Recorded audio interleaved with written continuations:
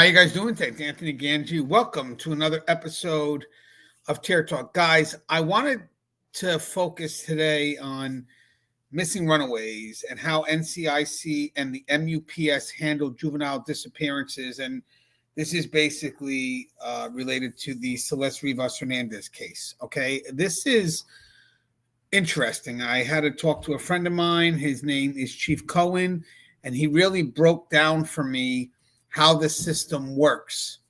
So basically, when you have a juvenile runaway, how to put it in the system, what happens once it's put in the system, and then basically how it gets cleared. And I do think this is relevant to the timeline of Celeste Rivas Hernandez, because remember, starting around February 14th of 2024, you start to see her running away. And then it's kind of multiple times up to around the end of April, beginning of May. And then at one point, they tried to say that there was a dead period where nobody knew where she was. And then by September 8th, her body would be discovered in the frunk. But then later on, as the case unfolded, videos would come out showcasing that she still had a connection with her family. And I still argue that the family never confirmed that they were not talking to her. But there was a recent video I did that kind of showed another perspective, maybe reasons why the parents wouldn't want to report her.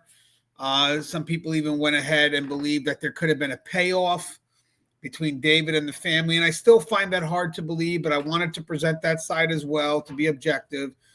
I mean, I also hear other sides that Celeste's mother was so afraid of her running away each time Celeste came home that Celeste's mother would sleep with Celeste in the same bed just to ensure she wouldn't run away. So you got all these different stories. But I thought what we could do in the process of just waiting for that toxicology to come back is we could maybe learn a little and see how this system works when a juvenile runs away. And I thought it was interesting. It was a great dialogue. And I was able to take some notes, and I want to share this with you guys.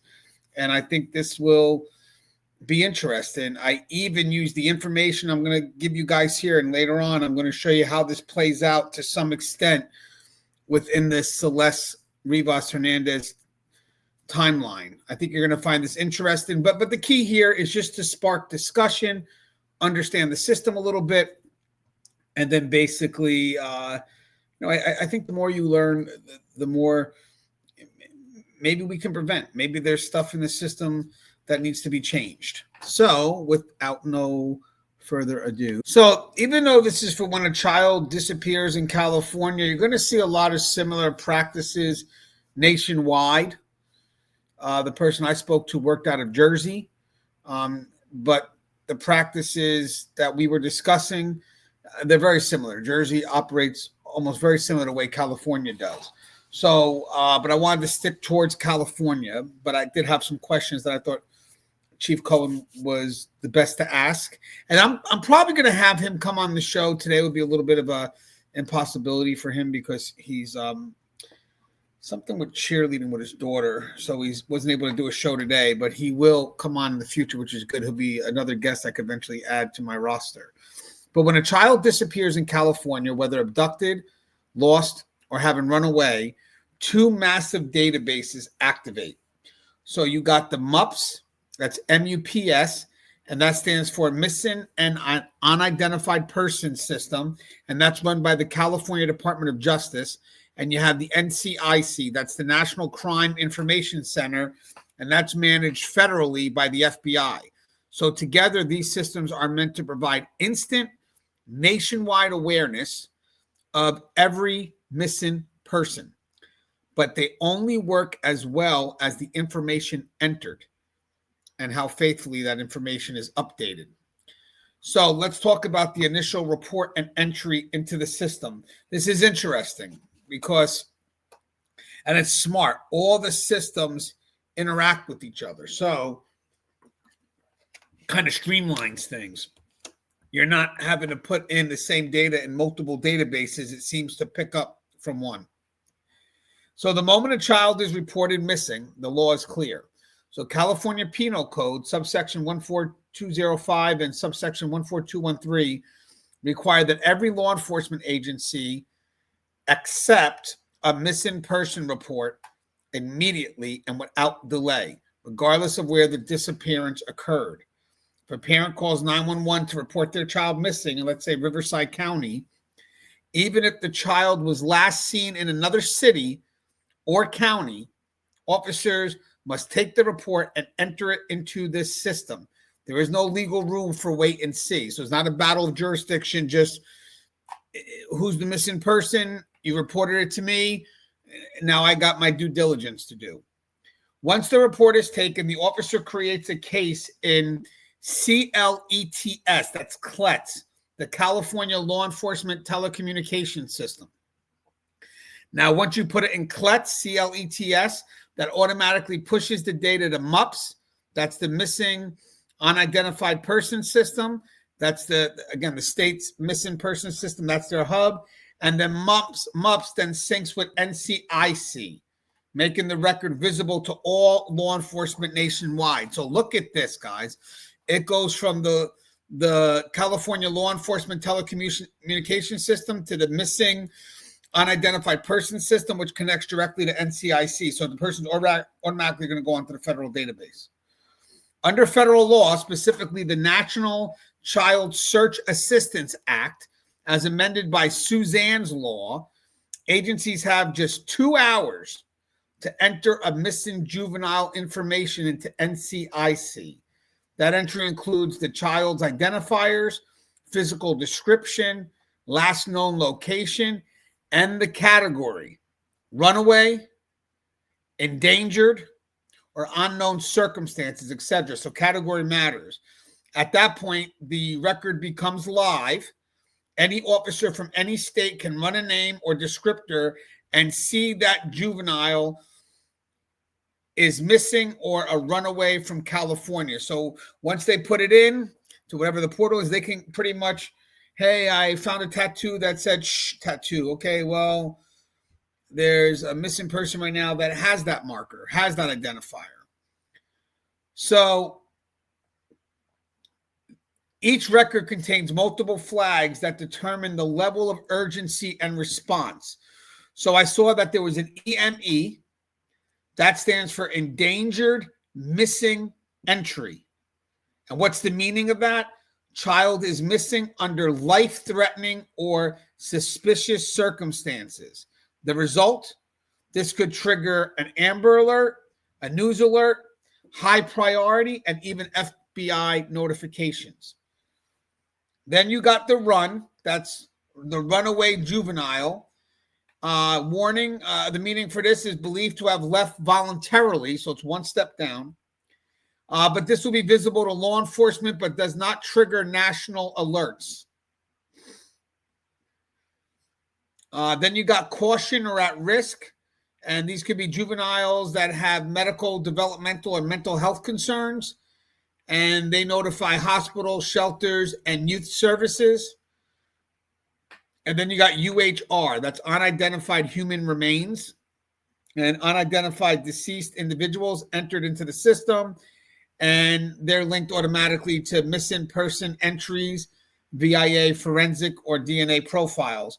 Because California uses MUPS and UPS, these records are automatically cross-referenced with CLETS for statewide searches, so that's the California law enforcement system.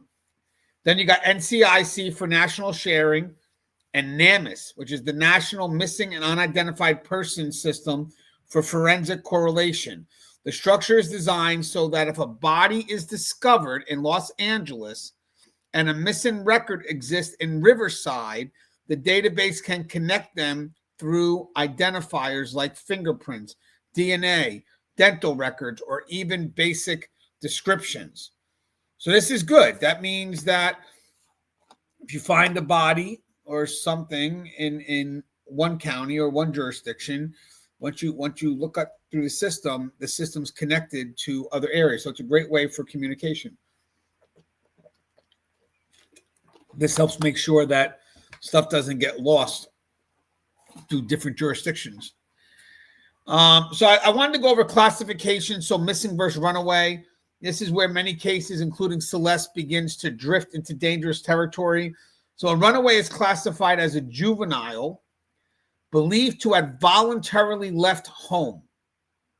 A missing child is one whose disappearance is under unknown or suspicious circumstances or who may be endangered. The distinction sounds technical, but in practice, it determines everything. Runaway cases often receive less investigative urgency. In some cases, or most cases, they don't activate Amber Alerts. And I think that's something we discussed in other shows because it gets dangerous when the runaway is actually being lured by a groomer. So even though sometimes it may appear on the surface that it's voluntary, how do we know they're not being manipulated? Especially the more times they run away. Oh, well, they're getting comfortable running away, or the groomer could be maintaining control. So there is danger still here. So I think that's something that should be relooked at a little bit because they automatically assume it's voluntary, but they could be groomed. I mean, these groomers, they manufacture runaways. And for runaways, they may not prompt follow-up from the FBI's child abduction rapid deployment, which they call the CARD team. So child abduction rapid deployment. That's the CARD team. California Post, that's the Peace Officer Standards and Training Guidelines for 2024, specifically warn agencies not to delay reporting or downgrade urgency simply because the child has a history of running away. But in reality, a pattern of voluntary departure usually leads to that very outcome. Because if you're law enforcement and the child keeps running away, but they keep on coming home, they keep running away and they keep on coming home, I think it's human nature. The urgency starts to erode. But what they're trying to tell people is it shouldn't erode. Actually, maybe it should heighten. Because one, yeah, there may be a comfortability with running away, but it looks like if there's a groomer involved, their hold on that person is getting a bit tighter. So the classification is supposed to change if new evidence. Wait, hold on. Yeah, the classification is supposed to change if new evidence suggests danger, but that change requires updated reports. And in repeat runaway situations, those updates don't always happen quickly or completely. So I want to talk about investigation and follow-ups. Once a case is entered, law enforcement should interview parents, friends, teachers, and peers. So this will explain law enforcement contact. Check recent communications, including texts, calls, and social media DMs. Review school attendance and known hangouts. Interesting. I want to see when this case gets open to the public a little more about the school records. Contact shelters, hospitals, and youth outreach centers and re-verify the child's status every 30 days in NCIC and update the entry if new information arises. And I like that part because that means that you don't let it go cold. That means every 30 days, they probably get an alert. And that alert means they need to get an update on that case. They need to kind of check on it, where we at with it, because it's still active. So, I mean, I'm sure there's a lot of missing people, so it's good to get those alerts, just to be mindful that, oh, my God, hey, we're at 30 days with this one. So if the juvenile is found, the agency clears the entry only after confirming physical recovery, meaning an officer or other authorized person has verified the youth's presence in a safe environment. So this goes more than just a family calling in.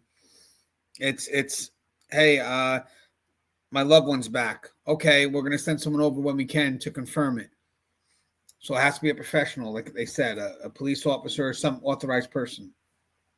Maybe a child protective services. If the child is found deceased, coroners use MUPS and NCIC to link the remains with missing records through DNA, fingerprints, or dental records. But if the child is not located, or if sightings or contact occur without official confirmation, the case remains active indefinitely. So maybe that could be the case.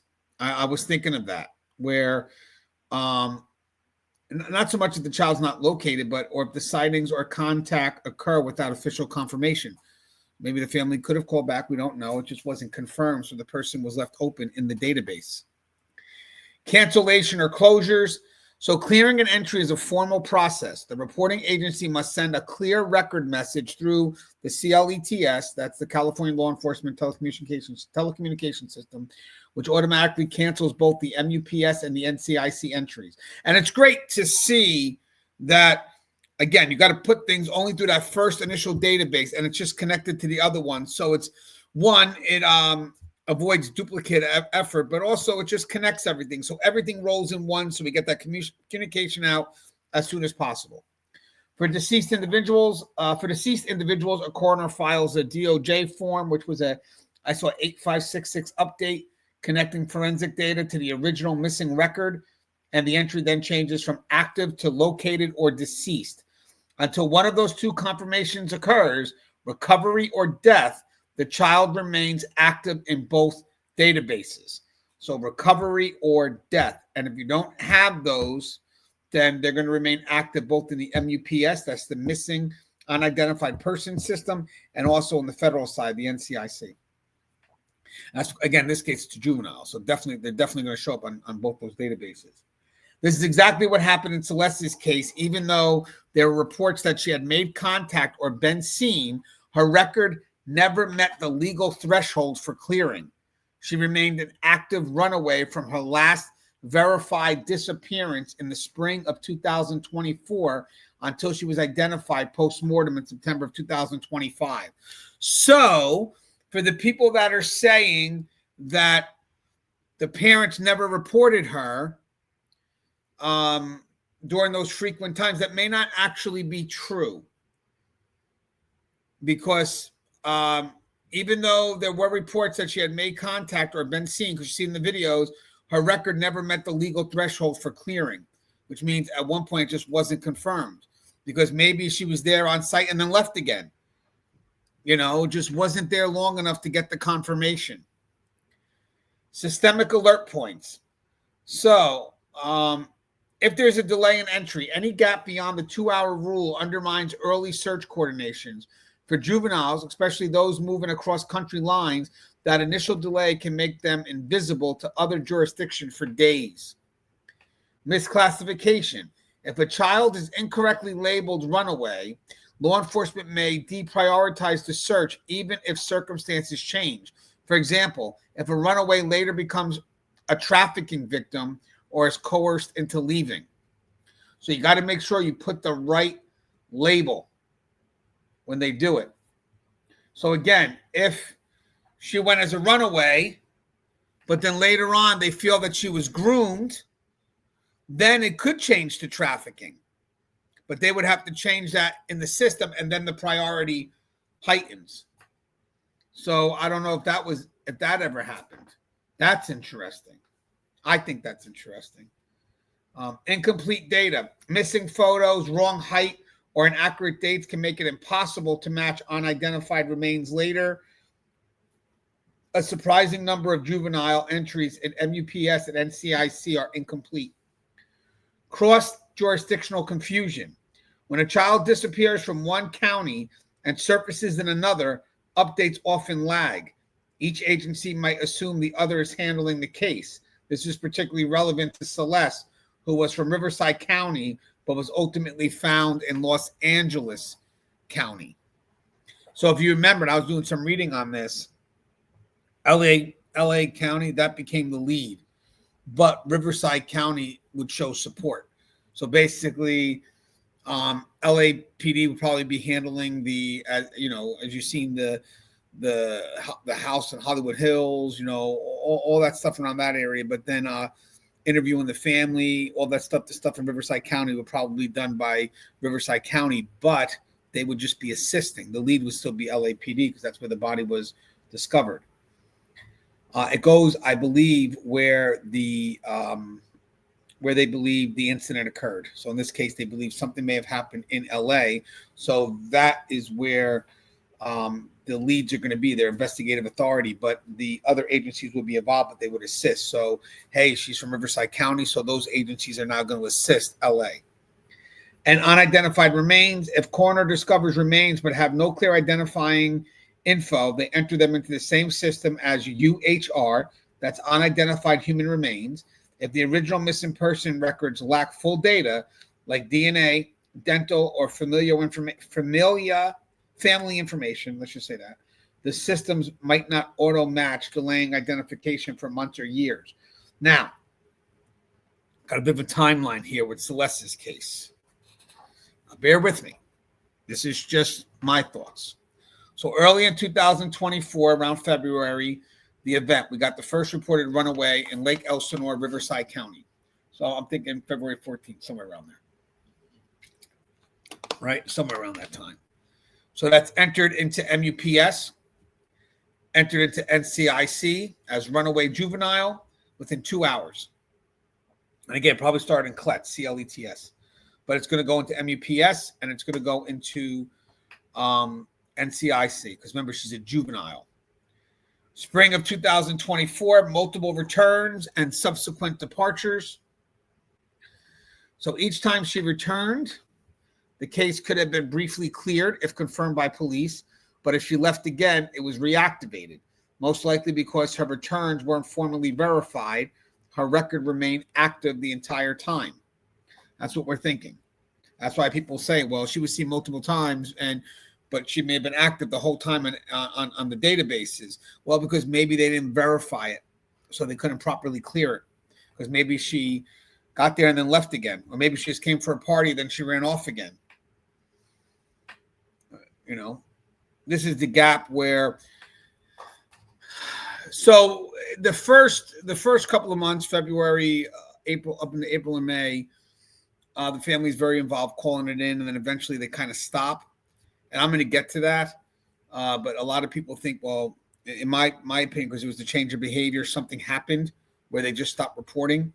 So they could have stopped reporting, but there's a couple of things. Maybe it wasn't cleared, so they didn't start something new, or this is where some people believe there could have been a payoff and the family just stopped reporting because they were being taken care of. Or they could have just been disenfranchised, like Matt said, and I agree, is that sometimes you just kind of accept what is, because if you don't, you're afraid the person is going to take off and you never see him again. I mean, there's a lot of people that their child winds up being with an older man, let's just say, you know, and the girl keeps running to him, and eventually the family's afraid of reporting it because they're like, well, at least I know where she is. I report it, then she could disappear. We never see her again. So in April of 2024, the final confirmed runaway incident. So MUPS, NCIC records reactivated or remain live. Classification stayed as runaway. In May of 2024, Celeste reportedly called home. Verbal contact is not enough to clear a runaway. The record stayed active. July to August of 2025, vehicle registered to David is abandoned in Los Angeles. No match yet because Celeste's remains were unidentified. September 8, 2025, LAPD discovered decomposed female body in Tesla trunk. Coroner enters unidentified remains into MUPS or NCIC as UHR, identified human remains. And late September 2025, DNA match confirms identity as Celeste.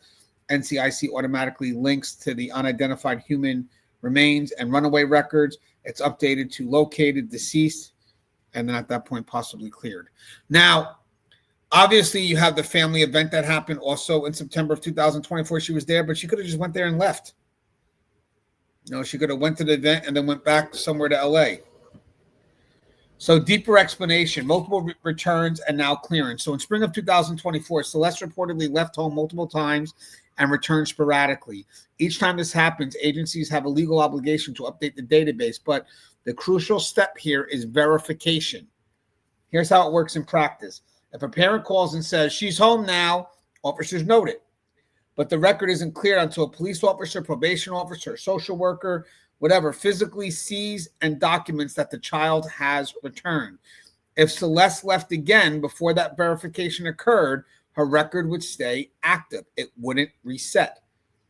Thus, during spring of 2024, even if there were moments when Celeste was back home, unless those returns were formally confirmed by police, she never left the system. So that could explain why it's open. There's another reason why records never clear. Sometimes parents don't always re-report each return or departure. This is one of the biggest weaknesses in the National Missing Runaway Framework, and it happens more often than most people realize. When a child runs away multiple times, parents can become emotionally exhausted, embarrassed, or distrustful of the system. They may feel reporting every single departure is pointless because police already know the child's pattern. They assume prior reports have covered it. They feel judged or blamed for poor supervision, or they may not want the child taken into juvenile custody if found again. Sometimes parents do call, but only to say she's home now, assuming that's enough. However, law enforcement can't clear a record on a parent's word alone. They must confirm recovery in person or through another verified agency, and that creates a paradox. If parents don't re-report, the child remains missing in NCIC even when she's physically home. If parents do re-report every incident, the case file grows messy. Dozens of overlapping reports with different dates, some of which may never be fully cleared. Over time, that back and forth weakens the system's reliability. Officers grow accustomed to seeing the same names over and over and may unconsciously deprioritize future alerts, assuming it's just another runaway. And the impact in Celeste's case, Celeste reportedly had 3 separate runaway incidents in 2024. It's likely that her first report in early of 2024 created the original entry. Subsequent returns were never officially verified by police. And when she disappeared again, the prior record simply stayed active. In the eyes of NCIC and MUPS, she was continuously missing, even if in reality she came home intermittently. This classification meant she was still flagged nationwide as a juvenile runaway when her remains were discovered 16 months later.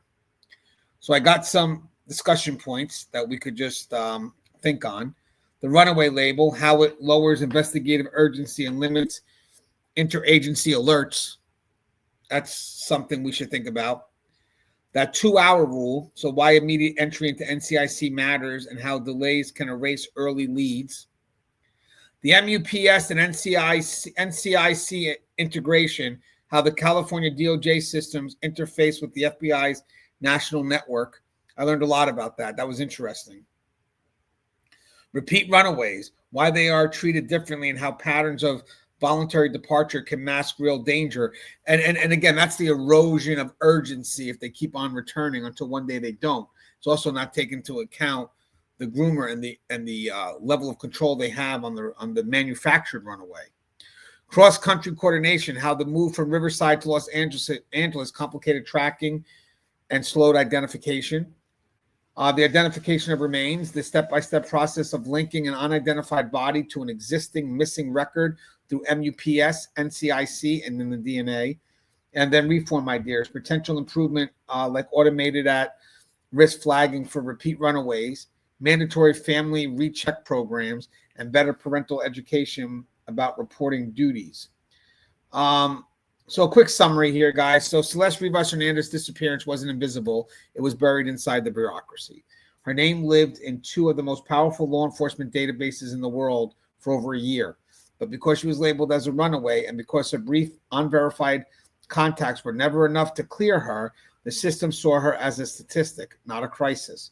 Every return that wasn't officially logged, every departure that wasn't re-reported, widened the gap between being listed and being found. By the time her body was discovered in 2025, her record was still active, a silent reminder of how our reporting systems can technically work as designed, yet still fall in practice when communication, follow-ups, and verification break down. So I think, I don't know if we're left with more questions here, but I think it explains a lot. I worked on that a little today.